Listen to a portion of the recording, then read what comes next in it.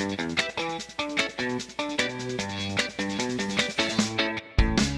y'all, I'm Dan Sharp, Senior PD Trainer at ViewSonic, and I want to introduce our new 51 series EDLA panel.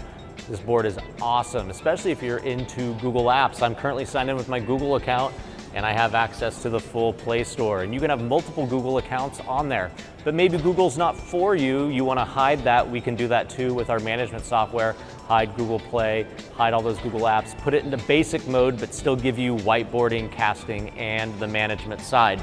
In terms of power, we got 2 front-facing speakers, built-in microphone array, and this runs 16 gigs of RAM, so almost no lag when you're using it. We also have inputs for those who are wanting to connect other devices, including 2 USB-C ports, one here on the front and on the side, and of course those HDMI inputs as well. To top everything off, we have an NFC card reader here on the bottom left, allowing for quick user switching with the swipe of a card. So if you have questions about the 51 series, be sure to contact us. We'd love to show you this awesome new product.